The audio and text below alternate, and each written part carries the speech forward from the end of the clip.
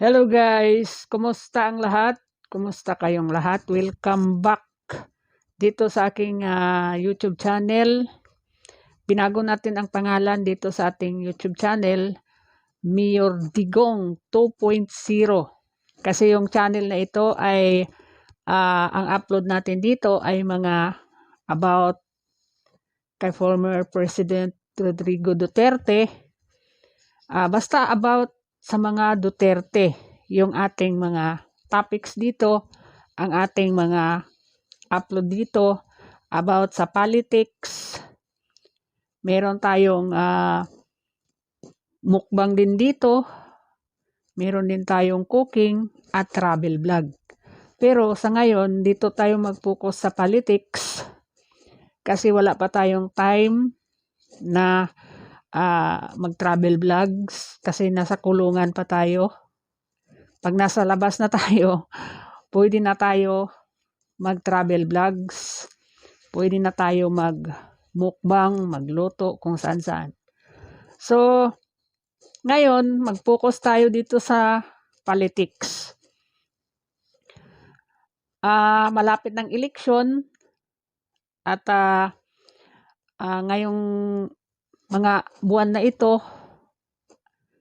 ay nag-umpisa na ang mga politiko, yung iba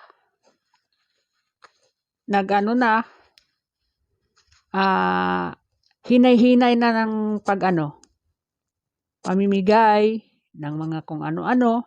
At ito yung ngayon ang ating topic. Itong katunggali ni former President Rodrigo Duterte na si Carlo Nograles ay namigay ng dalawang picture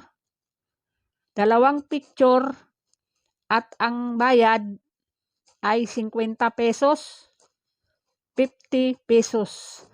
Ganon katarapo itong politiko na ito. May papanood ako sa inyong video mamaya-maya. Nagbigay siya ng dalawa niyang litrato. Akala mo kasi Piolo Pascual, di ba?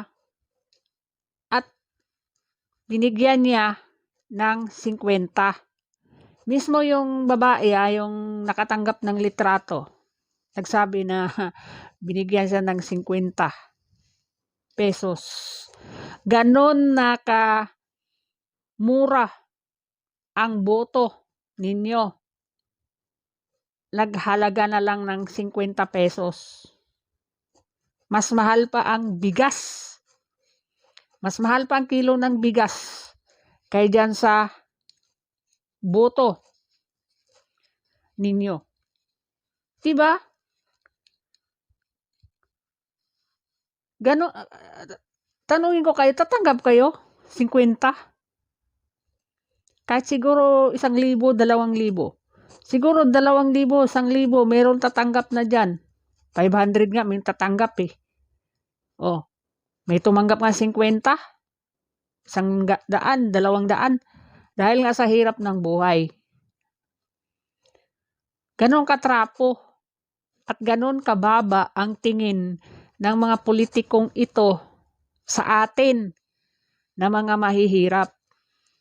Dahil nga, nasanay na sila, pagbigyan ka lang ng pera, bigyan ka ng isang noodle, sardinas, bigas, ay makuha mo na lang kanilang boto. Baguhin na natin yun guys, yung style na ganun. Yung kailangan mo pang bilhin yung boto ng tao para ka manalo. Di ba? Yung mga Duterte sa Davao, hindi na nila kailangan mamili ng boto. Kahit nga siguro hindi mangampanya yung mga yan eh. Mananalo yan.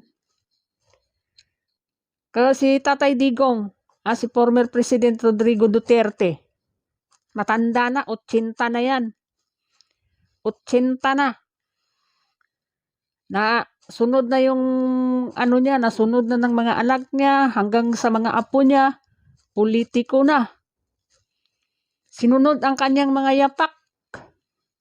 Oh, 'di ba? Kasi magaling sila. Magaling sila. Hindi sila napalitan.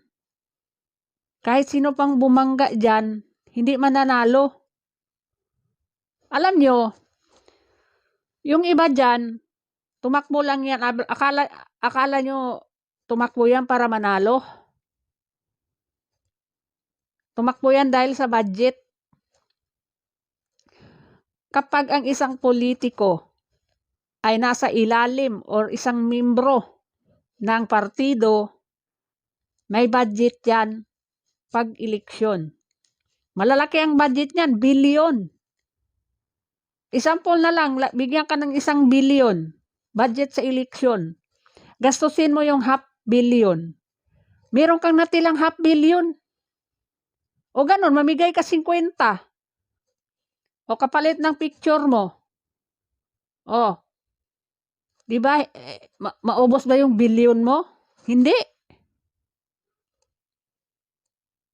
Pangbili ng boto, hindi maubos yan. Pangbili tarpaulin, hindi maubos yan. Mag-mayor ka lang. Sa isang syudad ka lang tatakbo, hindi naman buong Pilipinas. Tapos, bigyan ka ng bilyones na budget, hindi maubos yan. Si Isko nga, tumakbo noon. Pagka-mayor, yung pagka-mayor niya, nireport niya yun, ang natira sa kanyang gastos niya sa eleksyon. May natira yun, pero hindi naman pwede ibalik yun. Sa kanila na yun. Oh. Yun ang ibang politiko, kahit hindi sila manalo, tatakbo yan. Kasi, ang budget. Diba? O yun si Nograles. Naglakas loob. Kasi matalo manalo, may pera sila. Kasi, meron nag-ano dyan, nasa kay Marcos sila ngayon. Nasa kay Tambaluslos sila. Di ba? Oh. Kaya ngayon, binawasan ang mga budget, PhilHealth, binawasan ang, wala nga zero nga ang zero budget nga ang PhilHealth eh. Tapos yung education, agriculture, yung EFP, PNP, di ba? Binawasan yung mga budget diyan. Saan nila ilagay? Idagdag nila doon sa AKAP, sa AX, doon sa tupad. Di ba? Doon ang mga malalaking budget. DPWH, doon ang malaking budget. Dahil dyan ang malaking kakong. Oh, di ba? Ganyan guys, ang gobyerno ngayon. Kaya, huwag kayong magpabudol ngayong 2025. Bumoto kayo ng matinong politiko. So, eto yung video, paano natin sa inyo bahagya yung video sa nakatanggap ng 50 pesos. Kay Nograles kay 50 pesos. Talaga? Oo, 50 pesos lang, sir. Kailan? Kung pangunta sa tupad? Oo, si Nograles kami na 50 pesos. Ang gihatag.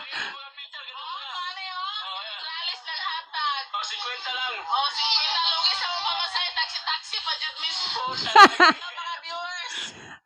Lugi pa daw sila sa kasi yung binigay 50 tapos yung sakay nila taxi. Ngayon, magkano ang bayad ng taxi? Ang mahal by metro yun eh. Oh, ilang pa lang yung takbuhan ng taxi mo, ang laki na ng bayad. Tapos 50 lang ibigay sa'yo, lugi. Lugi. Sabi niya, lugi.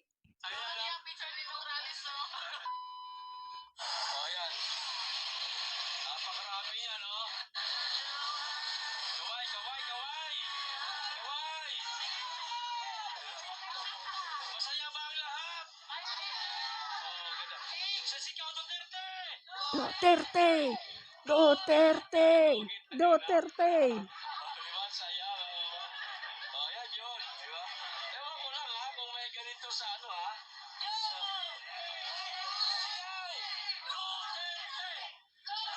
Duterte! Duterte! Christmas! Palakasan ng sigaw.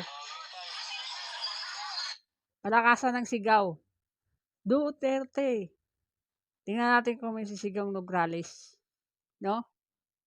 Ganon pa rin guys kalakas ang mga Duterte. Ganon pa rin sila kalakas. Sila ngayon ang popular. Sila ngayon ang sikat sa Pilipinas. Sila ngayon ang pinag-usapan ng tao. Oh, mas sikat pa sila sa mga artista. Si Inday Sara, sa social media ang laman puro Inday Sara Duterte ang laman ng social media. Puro Duterte ang laman ng mga balita, mga vlogs. Sila halos pag mag-upload ka or ano ka ng about sa kanila, may manood, may mag-ano talaga. Interesado yung tao. Kaya nga ako, meron ako mga nire-upload na video sa aking isang channel. Yung mga old videos ni Tatay Duterte. Alam ba ninyo guys, nag-views siya, umabot ng 80,000, 30,000, ganun. Ang ano niya, popular pa rin siya. Kasi kung maalala nyo, bumaba si Tatay Digong, nasa 80% yung kanyang approval ratings at saka trust ratings. Siya lang ang nakakuha noon. Lahat ng pangulo, siya lang ang ganun kataas hanggang bumaba siya. Di ba? So, taga Davao. Landslide na yan. I-landslide nyo na yan. Sabi nga ni Tatay Digong, kinuha niya si Baste na vice mayor kasi pag mamatay daw siya, mayor pa rin Duterte. Di ba? So, Duterte. Panalo na yan. Sure win na yan. So, hanggang dito lang muna. Huwag niyo kalimutan i-subscribe yung ating YouTube channel. Matagal na tong channel na ito pero hindi ko ina-uploadan. So, ngayon uploadan natin ito para may trabaho tayong dagdag trabaho. Ganun lang yun. No? Habang may buhay, may pag-asa, kailangan natin magtrabaho. Kasi, meron naman bayad ang social media. Bakit hindi tayo magtrabaho? Di ba? Para meron tayong dagdag income. So, ganun lang yun. Maraming salamat sa inyo. I-subscribe ninyo itong ating channel kasi dito sa channel na ito, i-upload natin ang mga pangyayari, ang mga kaganapan, lalong-lalo na sa darating na eleksyon. Ating i-upload dito ang kaganapan sa politika. Sa politika, dito tayo. More tayo sa politics dito para masubaybayan natin ang mga nangyayari sa ating bayan. Ang susunod nating video ay about dito sa hold-upan dito sa Saudi Arabia kasi nandito ako sa Saudi Arabia kaya alam ko yung mga dito, yung mga balita-balita. So, isusunod natin yan na topic. Maraming salamat sa inyo. God bless and Happy New Year!